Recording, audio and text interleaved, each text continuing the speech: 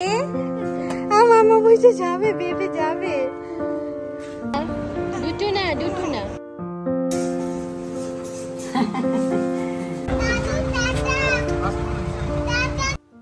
Hello everyone, কেমন আছেন সবাই? নিশ্চয়ই খুব ভালো আছেন। আমি মনিকা, আর মনিকার ক্যানভাসের নতুন একটি ব্লগে আপনাদের অনেক অনেক স্বাগত। কলকাতায় 2 দিন কাটিয়ে আজকে আমাদের ইউকে যাবার পালা। ঘড়িতে তখন ঠিক দুপুর 3টে, আর অপর্ণা দিদিকে আমাদের খাবার রেডি করে দিয়েছে। আজকে দুপুরে ছিল ভীষণ হালকা একটা মেনু, ডাল ভাত, ডিমের অমলেট আর আমার প্রিয় শাক ভাজা। খেয়ে দিয়ে আমাদের রেডি হয়ে এবারে বেরোতে হবে। চলুন, খেয়ে উঠে সবার প্রথমে মেয়েকে তৈরি করে দিয়েছি। Tata tata. হ্যাঁ হ্যাঁ, ক্যাবের ঝামেলা এড়াতে আমরা একটা গাড়ি রিজার্ভ করে নিয়েছিলাম, আর শরৎ আর বাবা মিলে মোটামুটি লাগেজও নামিয়ে ফেলেছে। আর এদিকে মেয়ের এতক্ষণের সমস্ত খাবার দাবার, জল আর টুকটাক যা লাগে সমস্ত কিছু ফাইনালি দেখে নিয়ে আমিও বেরিয়ে পড়লাম দুগ্গা দুগ্গা বলে। মামা বইতে যাবে নাকি রে? মামা বইতে যাবে, বেবে যাবে। এই যে মামাকে টাটা কই দাও। আমি তো আছি, আমি তো যাচ্ছি না। দিয়ে দিই।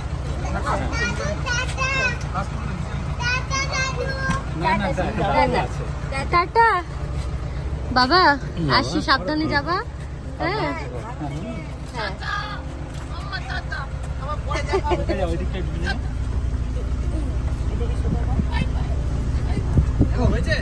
হ্যাঁ,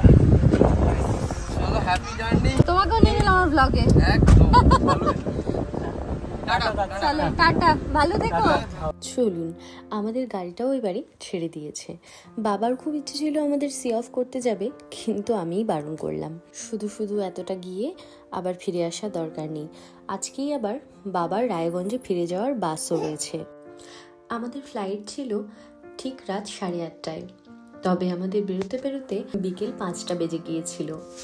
আমাদের বাড়ি থেকে এয়ারপোর্টের দূরত্ব খুব একটা বেশি নয়, তবুও দেশের বাইরে যাতায়াতের জন্য হাতে অন্তত 4 ঘন্টা সময় নিয়ে এয়ারপোর্টে পৌঁছানো দরকার। চলুন, পৌঁছে গেছি, খুব একটা বেশি সময় লাগেনি।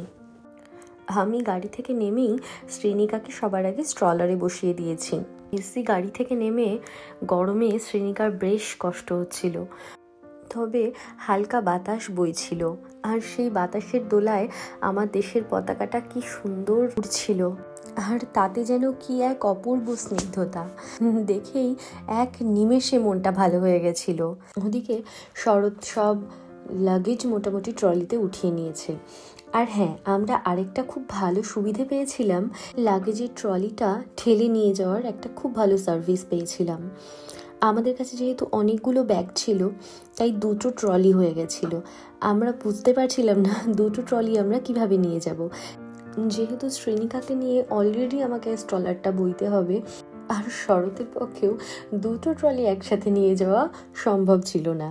আর ঠিক সেই মুহূর্তেই একটা এজেন্সি থেকে ওরাই আমাদের এই সার্ভিসটা অফার করে, আর আমরা এটাকে অ্যাকসেপ্ট করে নিই।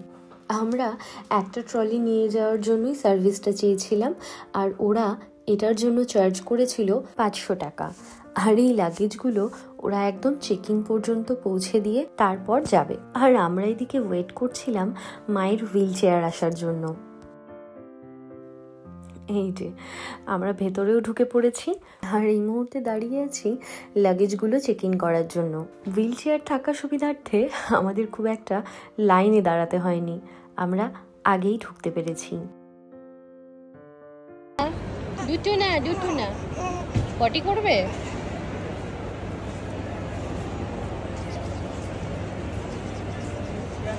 আর এদিকে শ্রেণিকা এত বিরক্ত হচ্ছিল, কি জানি ওর কি অসুবিধে হচ্ছিল। এরপরে আমরা সিকিউরিটি চেকিং কমপ্লিট করে ফাইনালি অপেক্ষা করছি বোর্ডিংয়ের জন্য। মায়ের হুইল চেয়ার সার্ভিসের যে অ্যাসিস্ট্যান্ট ছিলেন, তিনি মোটামুটি মায়ের সমস্ত ডকুমেন্টের দায়িত্ব নিজেই নিয়ে নিয়েছিলেন। আর মায়ের ভীষণ ঠান্ডা লাগার ধাত বলে এসির হাওয়াতে যাতে ঠান্ডা না লেগে যায়, তার জন্য মাকে ভালো করে জ্যাকেট পরিয়ে টুপি মাথায় দিয়ে দিয়েছিলাম। মামা মামা শ্রেণিকা বাড়ি থেকে বেরোনোর পর ঘুরতে যাবে বলে ভীষণ খুশি হয়েছিল। হঠাৎ করে এত লোকজন দেখে একটুখানি চুপচাপ হয়ে গিয়েছিল। তবে আমি বোর্ডিং আর সিকিউরিটি চেকিংয়ের মাঝখানের সময়টাতে ওকে খাইয়ে একদম শীতের জামা কাপড় পরিয়ে দিয়েছিলাম, যাতে ওর ঠান্ডা না লেগে যায়। মাঝখানে উনি আবার এক ঘুম দিয়ে উঠেছেন। দিব্যি কোলে ঘুমোচ্ছিল, যেই স্ট্রলারে শোয়াতে গেছি সেই তিনি উঠে পড়েছেন। এখন আর মোটেও কোল থেকে নামবে না। এদিকে শরৎ স্ট্রলারটা খালি খালি ঠেলে নিয়ে যাচ্ছে। যেহেতু আমাদের স্ট্রলারের দুটো আলাদা আলাদা পার্ট ছিল, সেই জন্য এটা র্যাম্প পর্যন্তই আমরা নিয়ে যেতে পেরেছিলাম। তারপরে স্ট্রলারটা ওদের দিয়ে দিতে হয়েছিল। কাঁচা ঘুম ভেঙে যাওয়ার জন্য মেয়ের মুডটা বেশ অফ হয়েছিল, তাই আমাকে হরেক রকমভাবে চেষ্টা করতে হচ্ছিল ওকে একটু হাসানোর জন্য। তবে লাইনে দাঁড়িয়ে থাকাকালীন সামনে পিছনের লোকজন, মায়ের হুইল চেয়ার অ্যাসিস্ট্যান্ট দাদা, সবাই ওর সাথে এত সুন্দর করে কথা বলছিল, ও বেশ খুশি হয়ে গিয়েছিল। আর এই যে দেখুন, ফাইনালি আমরা স্ট্রলারটাকে দিয়ে দিলাম ওদেরকে।